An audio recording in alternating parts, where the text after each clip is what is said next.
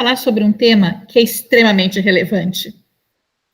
Sabe aquela dor de ouvido que parece que não é tão vilã assim? E pior, aquela infecção de ouvido que pode parecer que é leve, que nem dói, mas que está ali, causando prejuízos muito além da audição? É sobre isso que nós vamos falar. E quem nós trouxemos para falar sobre isso, né, Diana? É uma fonoaudióloga que, além de ser muito nossa amiga e uma pessoa muito querida, ela é fonoaudióloga, especialista em audiologia clínica pela Santa Casa. Ela é doutora em ciências médicas pela Universidade Estadual de Campinas, a Unicamp. Ela fez o doutorado dela em doutorado sanduíche, indo para a Universidade de Melbourne, na Austrália, e voltou cheia de conhecimentos. É professora da Universidade Católica de Campinas, professora e colaboradora do nosso grupo GEPAT, né, Diana?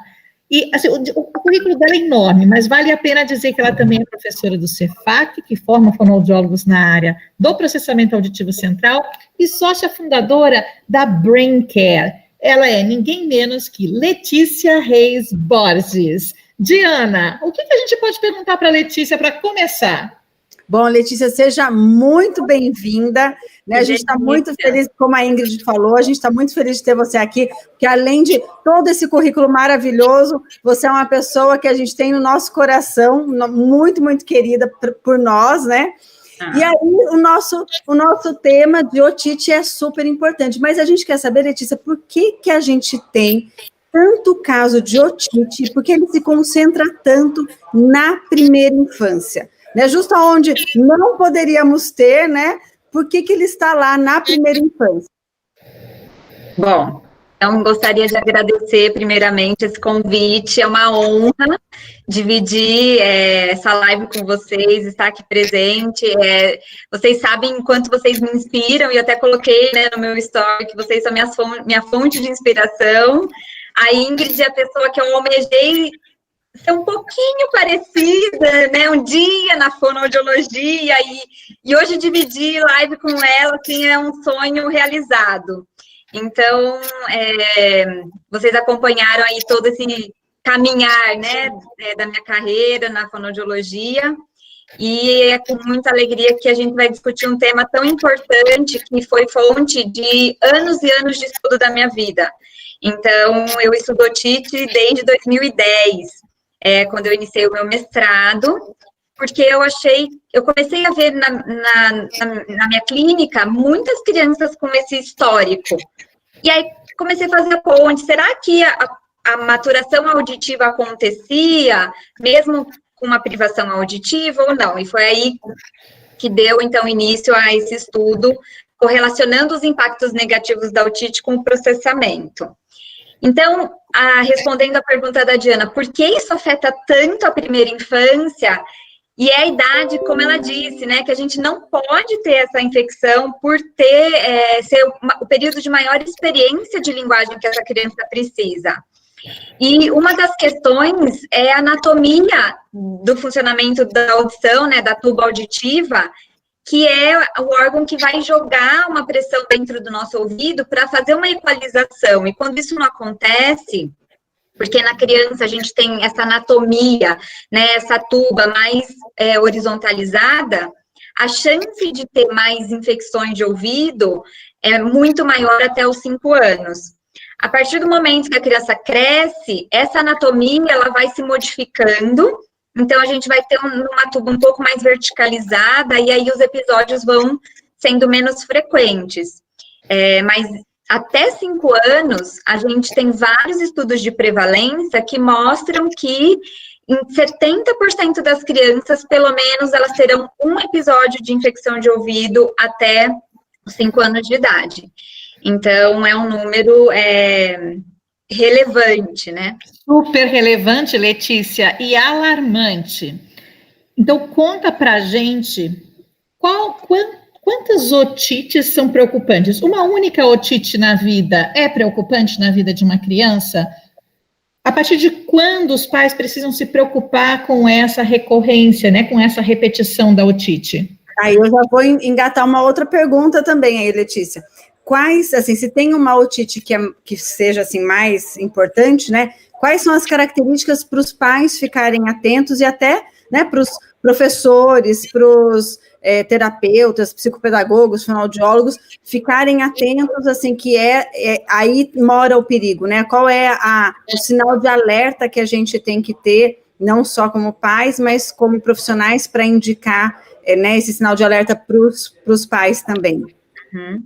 Então, a otite, ela vai acontecer, né, para a gente chamar que ela seja uma otite recorrente, a gente vai contar 3 episódios num período de 6 meses, ou 4 episódios em 12 meses. Então, se a criança tiver esse número de otites nesse período, ela vai caracterizar que ela teve episódios de otites recorrentes.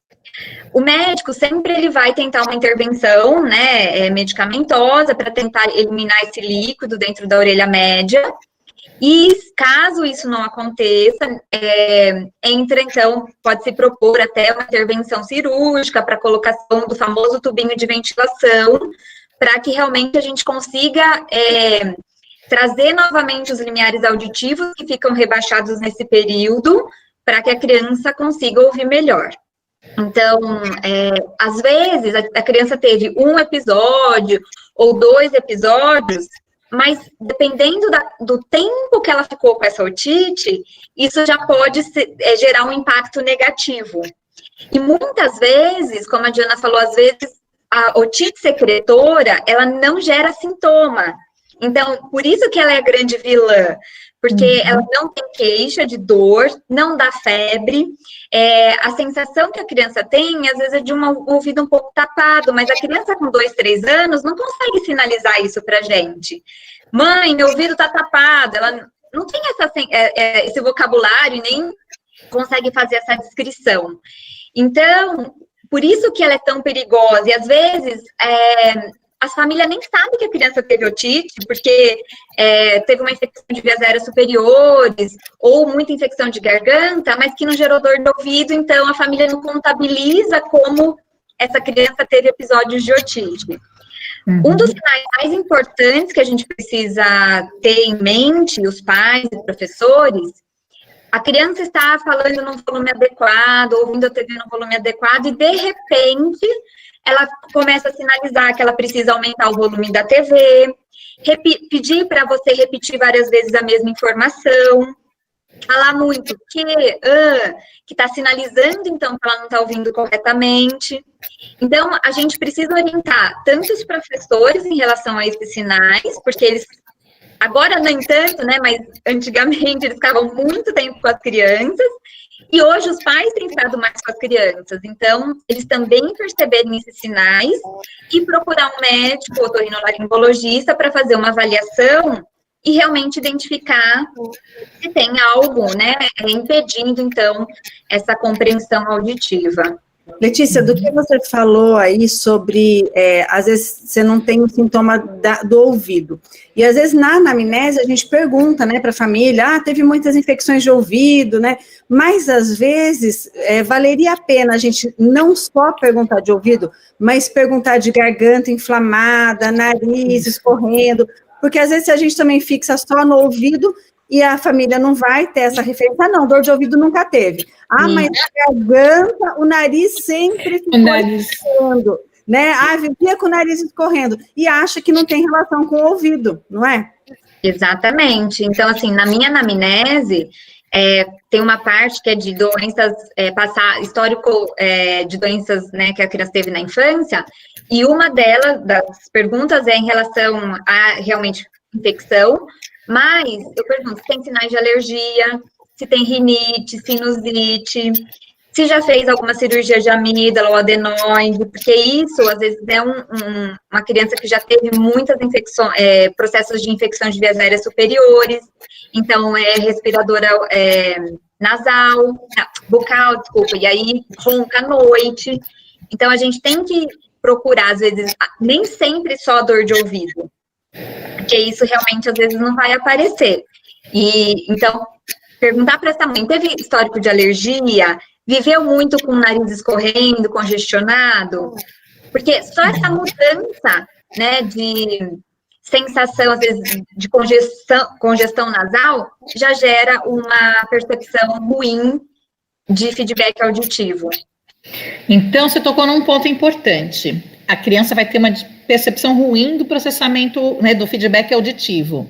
Então, conta pra gente por que essa otite, na fase de desenvolvimento inicial da criança, interfere no desenvolvimento do sistema nervoso auditivo central e traz todas essas manifestações que a gente ainda vai comentar. Então, para que a gente tenha uma boa maturação dessas vias auditivas do sistema nervoso auditivo central, nós temos que ter um sistema periférico íntegro. E aí, o que seria isso, né? Então, o caminho que o som vai percorrer até atingir as áreas mais superiores, ele precisa estar livre. E quando a criança teve muitos episódios de infecção de ouvido, ou às vezes teve uma otite silenciosa, os limiares auditivos dessa criança, eles vão rebaixar. Então, para a gente ter uma ideia, a normalidade até 7 anos, descrito na literatura, é de que os limiares auditivos, para serem considerados normais, precisam ficar até 15 decibéis. Acima disso, a gente vai considerar, então, um rebaixamento auditivo leve, moderado, e aí classificando os graus de perda auditiva. Quando você tem uma otite silenciosa, uma otite secretora, esses limiares auditivos podem chegar a 30, 40 dBs. Então, a criança, no momento que ela está com uma secreção no ouvido, ela está ouvindo, está com uma entrada ruim. E nisso, você gera um feedback ruim para esse sistema nervoso auditivo central e essa flutuação auditiva. Uma hora eu ouço bem, uma hora eu não ouço bem, uma hora eu ouço bem, uma hora eu não ouço bem. Vai gerando nela várias memórias auditivas diferentes. Então, às vezes, ela vai ouvir bola no momento que ela está ouvindo bem. Então, ela cria aquela imagem representando, dando um significado para bola. Às vezes, ela vai estar no período de otite e vai ouvir, em vez de bola, cola para a mesma imagem auditiva. Nisso, ela vai criando, então, como se fossem gavetinhas da mesma imagem, com várias palavras. Quando você fala para a criança, pega a bola, ela vai falar, mas qual que é? Né? Eu tenho várias representações. E é nesse momento que a criança fala, quê? Por quê? Porque ela precisa de um tempo para esse sistema entender o que a gente está pedindo, e aí ela parece aquela criança lenta, né? Que não consegue, então, você fala uma palavra, e ela tem um delay nessa resposta. Então, a otite, essa flutuação auditiva é que vai causar essa imaturidade no meu sistema nervoso auditivo central. E o mais perigoso é que, às vezes, quando a criança cessa esses episódios, depois dos 7 anos, enfim, 5 anos, às vezes o amadurecimento dela não dá conta de recuperar esse tempo que ela teve essa flutuação auditiva. Uhum. Então, ela vai carregando essas dificuldades ao longo da vida se a gente não entra com uma intervenção, com uma avaliação e depois com uma intervenção.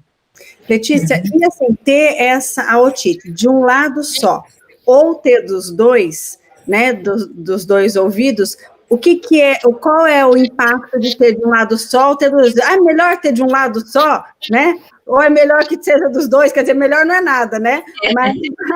Mas qual é o impacto, assim, de você ter uma otite que é recorrente num ouvido só em relação a ter nos dois? Tem uma diferença isso? Então, a maioria das crianças, quando eu estudei otite, elas tinham episódios bilaterais. Então, um número bem menor tem esses casos de otite unilateral. Isso pode acontecer. No caso dessa otite estar mais, por exemplo, às vezes, ou na orelha direita ou na orelha esquerda, a gente vai piorar essa via auditiva. Então, porque a gente tem representação ipsilateral e contralateral, né, das vias auditivas. Então, dependendo do lado, se isso for ainda do lado esquerdo, do direito, que é o lado dominante, e leva essa informação para o hemisfério linguístico, nós vamos ter um caminho mais lento para a informação de linguagem. A perda auditiva unilateral, no período da otite, vai gerar uma dificuldade da localização sonora, porque a gente precisa ter uma escuta binaural para que eu consiga localizar os sons. Então, já vai gerando uma falha nessa função. E quando a gente tem bilateral, aí isso afeta muito mais, né? Porque além da dificuldade de você compreender as informações, isso vai atrapalhando também a atenção no ruído, a discriminação dos sons. Então, a criança, uma das características das crianças com muitas otites na infância, ou que tiveram histórico, dificuldade de discriminação do surdo sonoro. Então, às vezes, a gente vai ver trocas na fala, e isso pode representar na escrita. Então, essa dificuldade nessa representação dos fonemas, né, que a gente tem na nossa língua. Letícia? Tá, depois tem uma pergunta, mas pode fazer, Ingrid, depois a gente... Eu preciso contar, eu tive um episódio de otite fortíssimo agora, recentemente, e eu comecei a ver tudo aquilo que as crianças não conseguem relatar, porque é difícil de contar mesmo. A sensação de plenitude, de pressão na orelha, não conseguir localizar de onde vem o som, dificuldade de compreender em ambiente ruidoso, e o nível de irritação aumenta muito. Você tem que fazer mais esforço para conseguir prestar atenção. Então, ficava tão claro para mim durante a minha otite, né? E acho que é muito importante a gente lembrar, as pessoas que estão nos ouvindo, que não é porque eu tomei o antibiótico e cessou a dor, que eu não tenho efeitos, né? Toda aquela secreção que está ali na minha orelha média, que precisa ser reabsorvida pelo organismo, quanto tempo leva para essa secreção realmente sair e a audição voltar ao normal? Porque eu sei que até outro dia eu ainda tinha um rebaixamento auditivo. Acho que é bacana a gente ter bem essa informação, né? Não é porque parou a dor, não é porque acabou o uso do antibiótico que pronto, não tem mais otite. Sim, a gente tem um dado muito importante em relação a isso, Ingrid, que mostra que em 20 a 30% das pessoas, o líquido remanescente da otite ainda fica de 2 a 3 meses na orelha média. Então, se você teve um episódio, por exemplo, 3 episódios em um ano, e esse líquido pode ficar de 2 a 3 meses ainda na sua orelha média, é como se você tivesse 9 meses de privação auditiva. Se você teve 4 episódios em um ano, é como se você tivesse um ano inteiro de privação auditiva por conta desse líquido remanescente. E então, pior, cada mês uma característica, ou cada dia uma característica de audição diferente, né? Não é nem os 9 meses tudo igual, né? Cada dia escuta de um jeito. Isso, por isso que a gente não consegue dar uma qualidade de informação adequada para essa via auditiva, e ela vai ficando, então, mais imatura por falta de experiência auditiva, por falta de estímulo. E imagina na hora de alfabetizar essa criança, que para cada fonema tem vários registros no cérebro que são diferentes e são parecidos. Então, na hora que ela vai fazer a associação do som com o fonema, né, do fonema com o grafema, do som com a letra, que confusão que dá, né? Exatamente. Diana, temos uma pergunta? Temos. A Ana Magda está perguntando o que causa a otite na criança, ou quais são as causas? Então, uma delas é a questão da própria anatomia da tuba auditiva. A gente tem muito relacionado com o sistema imunológico da criança. Então, se a criança, né, tem mais propensa a mais resfriados, ou se ela não está se alimentando adequadamente. A gente tem relação com a temperatura, então a gente vê que no inverno muitas crianças ficam doentes, até pela mudança brusca de temperatura, então isso aumenta a infecção das vias aéreas superiores.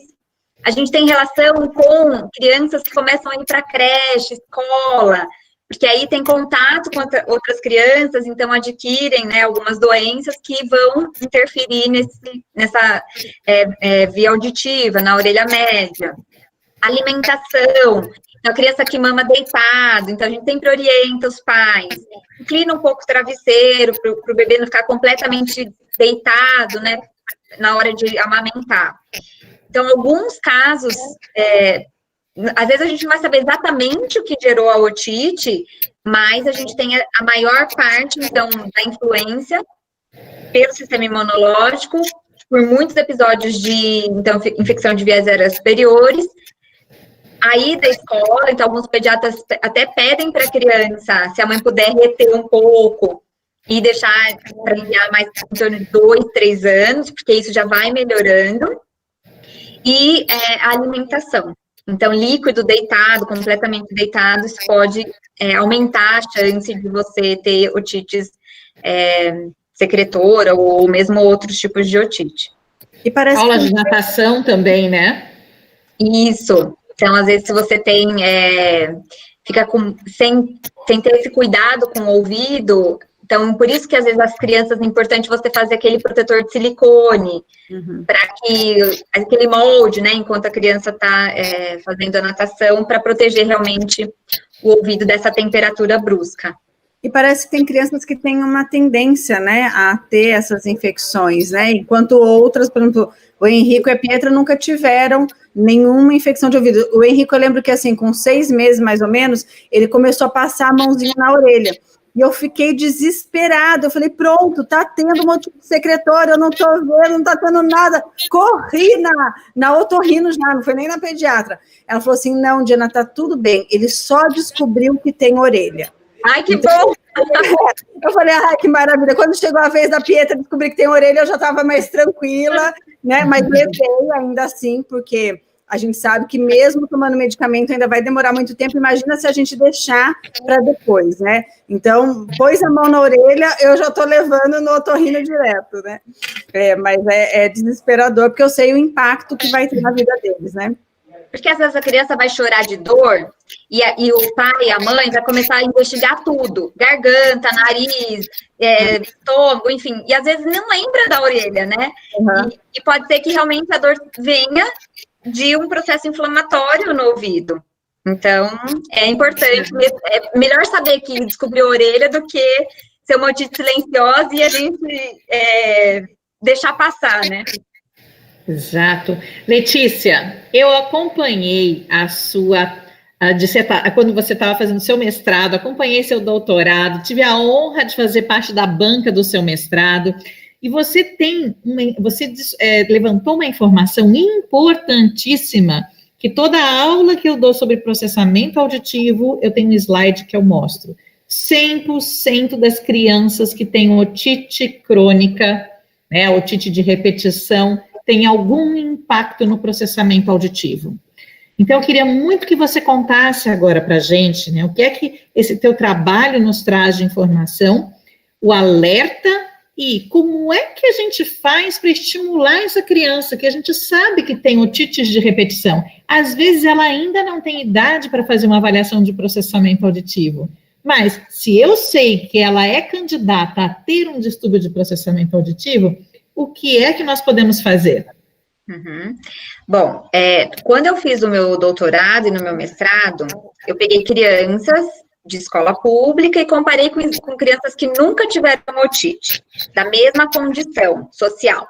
Então, eu peguei, as crianças tiveram, no mínimo, 3 episódios de otites até os 5 anos de idade, e fizeram intervenção de tubos de ventilação bilateral, e elas foram avaliadas de 8 a 12 anos. Então, realmente, para a gente ter esse período sem infecção, para verificar se o sistema da criança dá conta de superar esse período de privação. Todas as crianças tiveram algum teste do processamento, alguma função auditiva alterada. A maioria das crianças tiveram mais de um teste alterado. Então, no meu mestrado, a gente identificou isso. Somente a questão do processamento auditivo, e nós verificamos que realmente a otite causa um impacto negativo.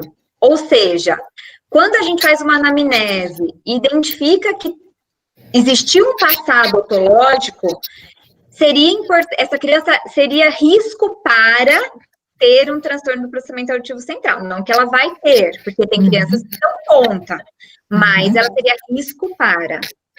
E foi aí que no meu doutorado nós quisemos investigar, então, se realmente você tem uma privação auditiva que gerou uma falha, uma imaturidade nesse sistema, será que o treinamento auditivo dá conta, então, de recuperar esse sistema?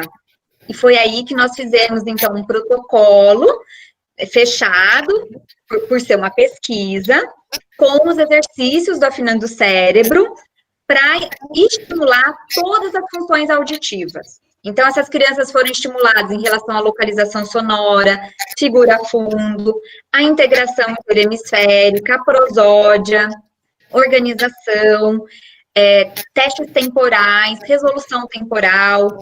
Estimulamos todas as habilidades em 8 sessões, de 45 minutos, e todas as funções reavaliadas tiveram resultados estatisticamente significantes. Então, a gente tem um gráfico que eu sempre apresento também, que ele é tão maravilhoso que a gente mostra um gráfico baixo das respostas da criança, e o fundo é aquele gráfico gigantesco, mostrando realmente a melhora, a recuperação da porcentagem de acertos dessas crianças. Mas o mais importante não é você ter 100% no teste. O que eu acho mais importante são as respostas comportamentais. Então, o treinamento auditivo, ele gera mudança comportamental, muito mais do que uma mudança na porcentagem do teste. A criança consegue entender melhor, principalmente em ruídos competitivos, ter uma melhor atenção. Então, como a Ingrid falou, elas ficam mais agitadas, né? Você fica mais irritado. Então, às vezes, a criança, não é porque ela é agitada, ela tem um déficit de atenção. É porque aquela otite gera, né, um comportamento agitado por não conseguir compreender a informação auditiva. Então, se a gente não consegue avaliar pela faixa etária, seria importante estimularmos as crianças, principalmente nas habilidades iniciais de maturação, que é localização sonora, figura fundo e resolução temporal. Então, essas 3 funções auditivas são as funções que precisam, que se amadurecem mais cedo. Então, se a criança teve episódios de otite nessa faixa etária, 3 a 4 anos, essas funções que deveriam estar maduras em torno dos 5 anos, podem ser afetadas.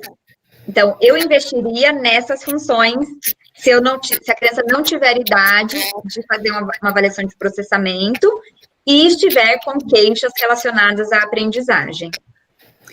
Então, pensando numa... Ui, desculpa. Não, pode falar, Ingrid. Pensando numa criança que tem esses episódios de otite de repetição, ela ainda é novinha, o fonoaudiólogo pode indicar, por exemplo, que a criança treine em casa com os pais esses jogos específicos do Afinando o Cérebro, por exemplo, que trabalham com essas habilidades, não é? Sim, nossa, eu sei todo de cor, tá, Ingrid? Então, a gente pode trabalhar o caçadinha em crianças pequenas, a gente pode trabalhar o buzinas, que trabalha a resolução temporal, então, os sapos e ovelhas, que essa criança também trabalha a resolução temporal, a gente pode trabalhar o ZUL, que vê a discriminação, né, surdo sonoro, então, discriminação auditiva, a gente pode trabalhar o surdo sonoro, né, que agora está maravilhoso, né, a gente tem uma versão mais infantil e uma mais elaborada. Então, e todos os testes do Afinando, na verdade, os exercícios, eles têm a possibilidade da gente colocar um ruído competitivo, que é a figura fundo, uma das funções que podem estar mais prejudicadas por episódios recorrentes de otite. O supermercado, né, que é um jogo mais simples, que dá para a gente trabalhar com as crianças menores, e dá para colocar também a música de fundo, né? Sim, eu tenho uma foto da minha afilhada com 3 anos, trabalhando o Afinando com fone. Então, assim, é possível, não é que a gente vai ficar estimulando as crianças, né, assim, enfim. Mas eu falava, Vika, vem aqui com a Didi, vamos ouvir o exercício. E ela gostava por ser computador, por ter áudio. Eu tenho pacientes que falam do caçadinho, que o Marujo fala para a criança, jogue na próxima vez, você conseguirá alcançar o tesouro. Então, as crianças vêm com esse feedback, que eu acho que uma das questões do treinamento é motivação. Então, quando a gente vê que os jogos proporcionam isso, eu acho que a criança fica mais motivada e ela adere mais ao nosso planejamento terapêutico. Tem uma pergunta aqui da Michele, não sei se você vai ter esses dados, Letícia, mas ela pergunta se é comum crianças com síndrome de Down apresentarem inflamações no ouvido. E se sim, por que isso acontece com mais frequência na síndrome de Down? Então, as crianças com síndrome de Down, com lábio leporino, elas têm mais infecções recorrentes. Na síndrome de Down, a criança tem um conduto auditivo muito fechado e também uma disfunção maior dessa tuba auditiva, propiciando, então, uma chance maior de ter episódios recorrentes e uma não ventilação da orelha média. Então, realmente é muito recorrente nessa população e por isso é importante a gente fazer um exame anual de audiometria. Essas crianças conseguem fazer esses exames, condicionar essas crianças a fazer um exame, não só nessa população, mas o meu recado, toda criança deveria fazer uma audiometria, independente da faixa etária, porque a gente já consegue condicionar crianças com 2 anos. O teste que avalia a pressão do ouvido, que é a imitanciometria, você consegue fazer em qualquer idade. Então, é importante ter uma ideia de como está essa audição, principalmente nesse processo de alfabetização. Eu acho que sempre que a gente tem uma criança com dificuldade de aprendizagem, a gente tem que, ou dificuldade de fala, já tem que fazer a audiometria, a impedanciometria como protocolo, né? A gente não pode deixar essas crianças sem esses exames básicos, porque a gente pode estar tendo um ponto cego muito grande dentro do nosso tratamento, né? Exatamente. E a Andréia, aproveitando aqui, que ela quer parabenizar a escolha do tema, e dizendo também que a filha dela faz uso do afinado cérebro, e mesmo com a alta do tratamento do processamento auditivo, né, ela é professora, neuropsicopedagoga, e desde o histórico que ela teve com a filha, ela fica muito mais atenta aos alunos dela, né, e ela e é esse alerta mesmo que a gente quer trazer, né, para os professores, pais, psicopedagogos, fonoaudiólogos, lembrarem da importância da gente fazer essa avaliação básica, que é fundamental. Ela é básica, mas ela pode realmente ser um divisor de águas na vida da criança, né? E a gente até sugere, se vocês me permitirem, compartilhe o link dessa live que vai ficar disponível no YouTube com aquelas pessoas que você sabe que ou tem uma criança com problema com otites recorrentes, ou, enfim, pode ser até mesmo para pais de pacientes. É bom ouvir. A doutora Letícia, ela estudou muito e estuda muito especificamente esse tema. E, inclusive, generosamente, ela compartilha com a gente esse conhecimento por meio dos artigos científicos que ela produz do próprio mestrado e do doutorado dela, que quem quiser ler e compreender mais a fundo esse tema, pode clicar lá, aqui na parte de baixo do vídeo do YouTube, eu quero receber material complementar, tem um link, você é só preencher lá com o seu e-mail, nome e e-mail, e você vai receber o link para ter acesso a esse material todo, que é extremamente relevante, pode mudar a vida, pode mudar o destino de uma criança, se você identificar precocemente que ela tem essas otites, mesmo quando ela é silenciosa, e ajudar essa criança a desenvolver essas habilidades. Exatamente. Bom, aproveitando para agradecer muito a Letícia, né, sempre muito generosa e sempre muito clara nas explicações. Eu tenho certeza que foram informações muito importantes e que pode mudar a vida de muita gente. Gratidão, Letícia, por estar aqui com a gente só tem a te agradecer por você ter aceito tão rapidamente o convite e ela colabora com os jogos do Afinando também sempre, né? Muitos jogos do Afinando tem ali os dedinhos de fada da Letícia, né, nas orientações. Então, a gente só tem a agradecer ao Afinando Cérebro, tem muito, muito a agradecer por toda a sua colaboração sempre. Gratidão. No Audibility também. A Letícia foi nossa consultora no Audibility. Letícia, você falou o quanto queria chegar perto de mim quando você ainda era aluna, e eu digo para você que orgulho que eu tenho. A gente sabe que faz bem feito o nosso trabalho quando a gente vê o resultado, a transformação que a gente gera, seja como fonoaudiólogo, seja como professor. E eu tenho que te dizer que você é um grande orgulho para a fonoaudiologia. É uma honra ter você aqui conosco. É sim. Olha, eu quero dizer que eu queria agradecer muito essa abertura, porque falar de otite eu acho que é um tema relevante e atual, e nunca vai deixar de ser, e vocês abrirem o espaço do Afinando para permitir que eu pudesse contar um pouco mais da minha trajetória, tanto dentro da fonoaudiologia quanto nos meus estudos, é uma gratidão pura. Então, vocês sabem que podem contar comigo em qualquer momento, de qualquer jogo, de qualquer desenvolvimento, porque eu sou uma grande fã e utilizo. Então, sei de cor todos os jogos, como a Cláudia, não sei se a Cláudia está assistindo, a gente tem planilhas dos jogos, dos áudios, e não só do Afinando, eu sou fã do Escutação da Ingrid, do Ninho do Mafagafos da Diana, dos Flukes, então assim, eu sigo mesmo. E do Earmix, né? Você é uma das maiores usuárias do Earmix. Enfim, exatamente. Você é uma fonoaudióloga que nos representa como profissional de excelência. A fonoaudiologia agradece e os pacientes mais ainda. E quem não conhece o Afinando, pode fazer o plano Light e conhecer alguns jogos gratuitamente. A cada 2 semanas a gente vai colocando alguns jogos de amostra, dá para conhecer, dá para jogar com as crianças, dá para mostrar para alguma pessoa que tem, né, um filho com otite, para que use os nossos jogos para prevenir aí, ajudar o desenvolvimento dessa criançada. Muito obrigada. E para quem ainda não está inscrito aqui no nosso canal do YouTube, se inscreve, coloca o sininho, porque o sininho ajuda você a lembrar quando tiver live, ele toca lá para você e você corre aqui para cá.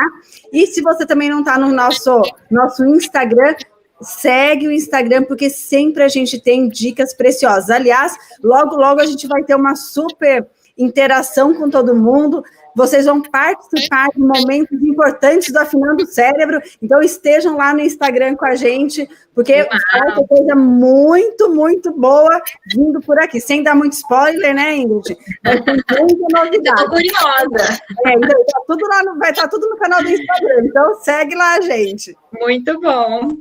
Beijo. Beijo grande. Obrigada por tudo. Beijo. Obrigada. Beijo. Obrigada a todos. Boa noite. Talvez seja a melhor coisa.